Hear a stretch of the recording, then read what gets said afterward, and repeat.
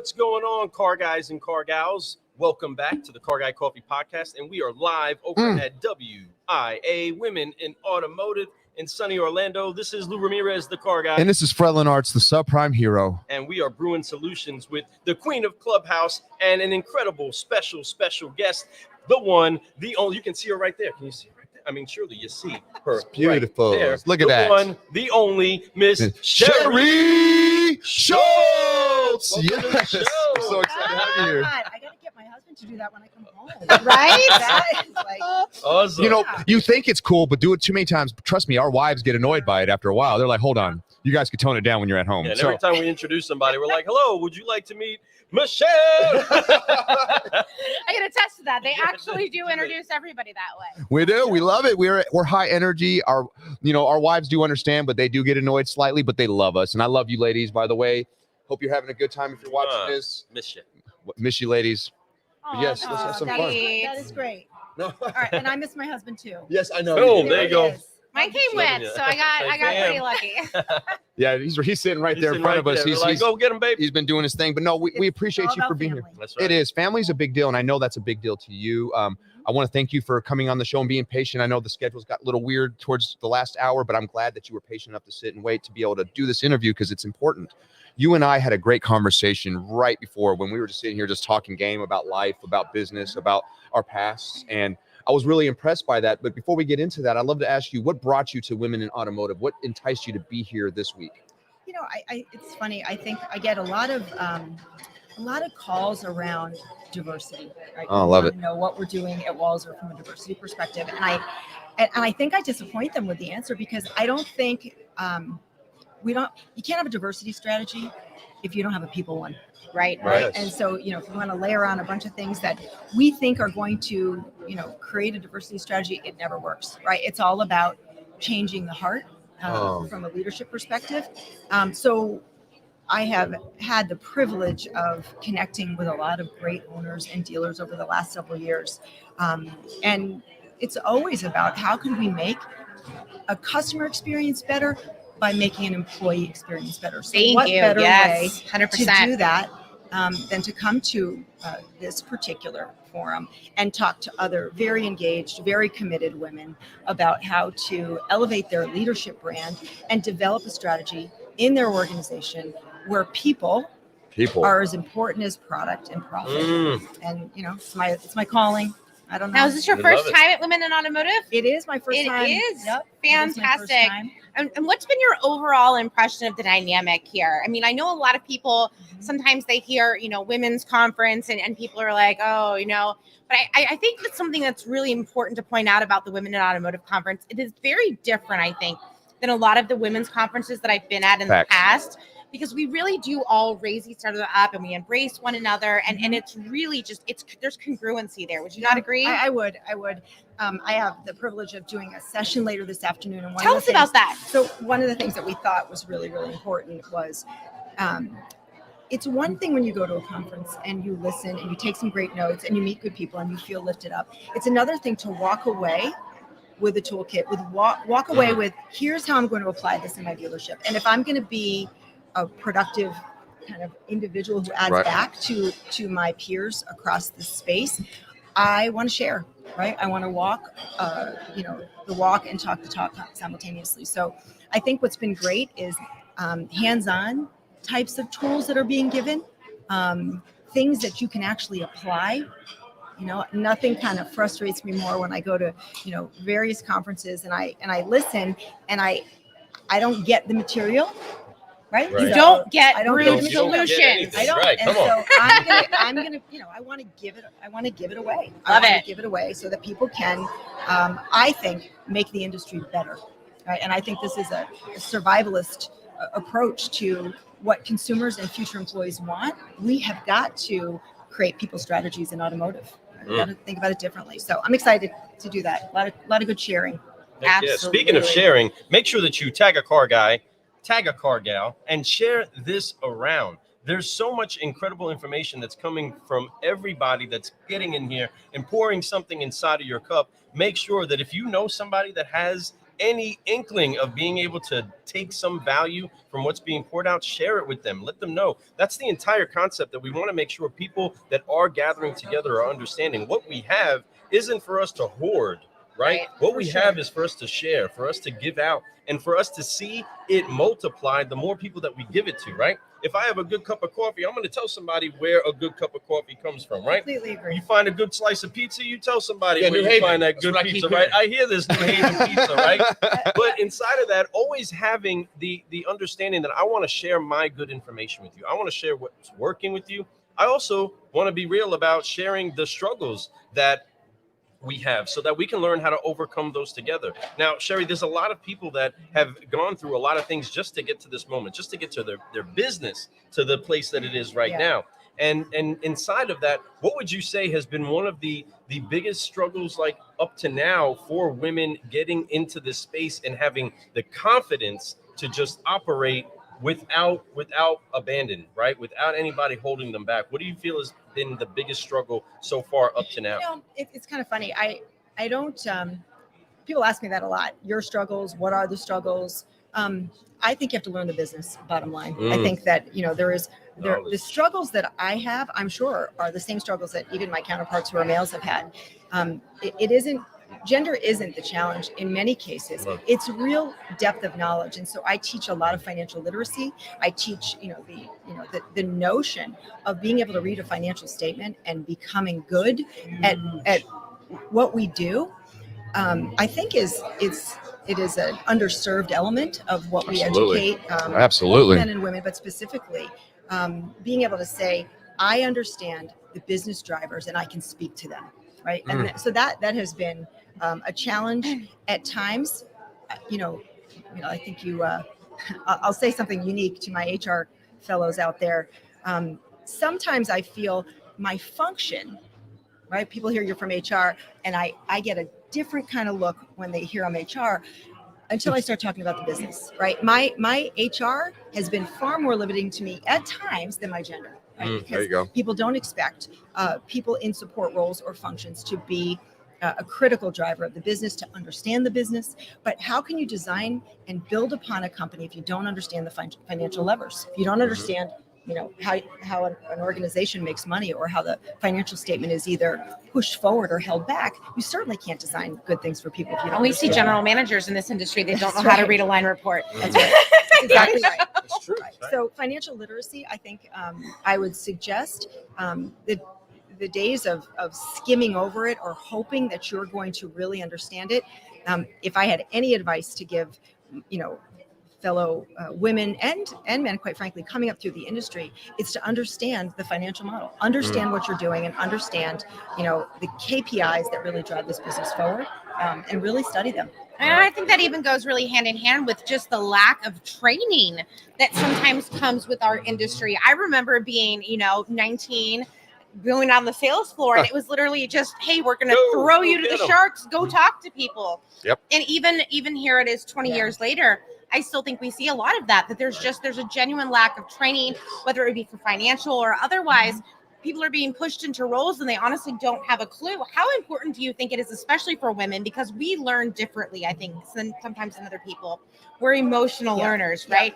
How important is it, especially when you're talking about employee retention, even client retention, that we are relating to people and we're giving them the training that is adaptable to them? Absolutely. I think so. One, I think you have to have a culture that believes in education and teaching. So one of the things that I will suggest is different in our model. I think the industry often makes pay the boss, right? And so we just had that conversation. Absolutely. You're rewarded financially. We have a very different model. So we have a highly salaried model for our sales force. And so it actually gives you the opportunity to learn, because you're not trying to, hunt for your food all the time. So there's a benefit to that. But I think more importantly is our dealerships are structured in small teams. So we have a sales manager and 6 salespeople. Our span is 6 to 1. That's so amazing. The teaching and the you guys listening, dealers? The accountability that we have is, if I'm a sales manager on the floor, my job is to make my team better. And we actually pulse survey that all the time. And it isn't make you richer. It isn't make you, exclusively more effective in the transaction. It's to make you knowledgeable. And we were talking about this earlier this morning. Yes. The customer wants to be educated. Yes. How can I 100%. educate a customer if I haven't educated my own team? And so we have a 6-to-1 ratio, and we spend a lot of time from a training perspective. We don't hire in the industry, so we hire with no industry experience. We Love that. actually prefer that because we can. You can mold people. You can, but you can also assess for empathy, right? Mm. Great salespeople want to get inside the needs in the head and create a value equation Yes. for a consumer, and we found that to be pretty effective Mm-hmm. when they're outside the industry. So so that's an important thing. I do have a really strong sense from a training perspective. I have trainers throughout the organization, but I think even more so, one of the things that's really helped us is we do succession planning. And so we identify people who are interested and talented and focused on growth, and we work with them year over year Mm-hmm. for their next role. And so we're working on the potentiality of people as Love that. well. Love that. Love that. Constant evolution. Yeah, I mean, and it takes a tremendous amount of discipline and effort to do that, but ultimately it's really, really important when Right. you start to think about the development and Long term. Covey, Yeah. start with the end in mind. Yeah, don't look at Brilliant. don't look at what's right in front of you. Look at what the future could be if you put the work in now. And the future is so much brighter. The ROI on that is fantastic. You know what I mean? When you invest in your people, that return is phenomenal. We're talking about educating, and I love that you said that, because it's key that our teams educate our clients. So our clients are out there, the customers that come in to buy vehicles. We want to make sure that they understand how to buy a car, because a lot of them assume from old school tactics, the way that their dad showed them, their grandfather showed them how to buy a car. Come in here, son, let me show you how you do this, right? Well, we did the same thing, guilty as in the automotive industry. We did it the same way we've always done it. That's just how we've always done it. Well, education is really telling people, being transparent, doing the things, explaining if they have credit situations, if they have negative equity, if it's just not the right time to buy because the market is crazy for them and what their situation is. It's our job to educate. But the problem is, and like you said, and I love that you talk about training, because training is huge. Training is big, but the people that are training a lot of times don't get training. So they're still teaching the same stuff they learned 15, 20 years ago. So what are they doing to educate? So we have to make sure that it's not just teaching the people on the floor selling, but also the people who are teaching them how to sell, and then the people who are teaching them how to sell, so on and so forth. It's a trickle down. You mentioned earlier, you bring a lot of outside sources in to talk and speak. Am I right? You mentioned that earlier? yeah, we do. And that's what I love. You come from a world that's outside of automotive originally. Now it's in your DNA, it's in your blood, but you went out and you reached out, you went and got educated, you started doing fashion and psychology and all these amazing things. That is fantastic in this world. That is fantastic to have your viewpoint, to be able to exchange and show people, hey, this industry does it this way. You should do it in this way also. For sure. And I think that's one of the reasons that my CEO, Andrew Walser, incredible innovator.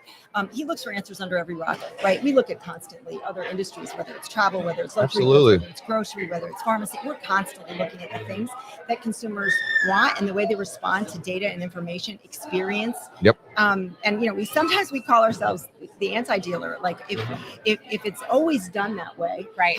what is the opposite way? And we take cues and education from other Love that. places. So I specifically, I think when he was looking to bring an HR leader into the organization, he wanted someone that came from another type of industry. I love My it. dad was a dealer. So I did see it growing up, and I certainly understand and respect. Not every model, right, is appealing or works for every dealer. I do understand that. We are one price, we are one person, and incredible transparency from reserve through the trade right through to the our Right. pricing. So it's all about the customer's experience. It's about the speed of It the is. transaction, right? Speed. And, Speed, time, and money. Time and money are two things that customer want to save every time they walk in the door. So let's get transparent and show them how to do that right off the rip. Educate them, show them the way, go the way, which is really important. But you also can't expect, if you don't have a transparent career path, Yeah. and you're not helping your sales force or even more our technicians, if they can't see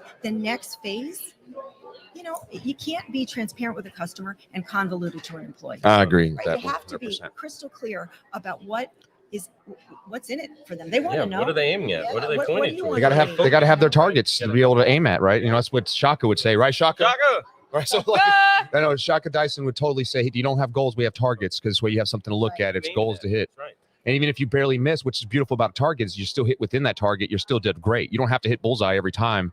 It's just the idea that you actually tried, you made the effort, and you're working towards it. And then your bullseyes get better, just like anything else. The more you practice, the better you become at it, and it grows. But you have to always be ready for adaptation, because the world changes, people change. For sure.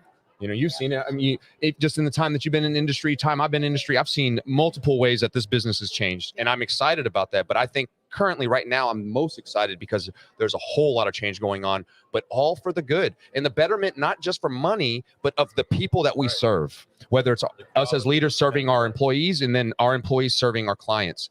Period. Now, if we can keep doing that, massive growth is going to happen. I'm super excited. I think so. One of the things that we're going to speak on later this afternoon is creating a values-based culture.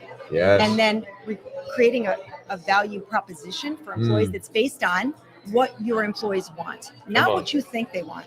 Yeah, Not what you got to want, talk to them. right? So You have to get to know them. Everybody's Yeah. motivated differently. So we do a values exercise. We actually sit, and if you're at our session at 2:40 or 3:40, Be there. there's two of them, Be there. right? You'll see, how do you assess the values of your team? How do you know that? Well, you ask them, and then you ask them how they got there. Where did this come from in their life, and how will you see it at work? So we do this whole exercise. Yep. Family at the Walser Automotive Group by far is I love the it. number one value, without a doubt. Love it. So when we sat down and built our value proposition, right? Pay and healthcare, that's price of entry, table stakes. Maternity, paternity, adoption leave, that was really important. That's It's amazing. And we have that. Huge. We added fertility this year, and that is unheard of in our industry. Wow. Yeah. It's unheard of in a lot of retail. Even having maternity leave almost That's right. up until now That's right. has been unheard of. I That's remember when I had my kids, there was no paid time off. Nope. Right. Mom or dad. But Nope. it's the one thing that our employees asked. So I don't have to go to Andrew and say, I think we might want to. No. Look, 500 value sessions I did this year. Every time, family is the number one value. Absolutely. So I you love create things. We have Bring Your Child to Work Day.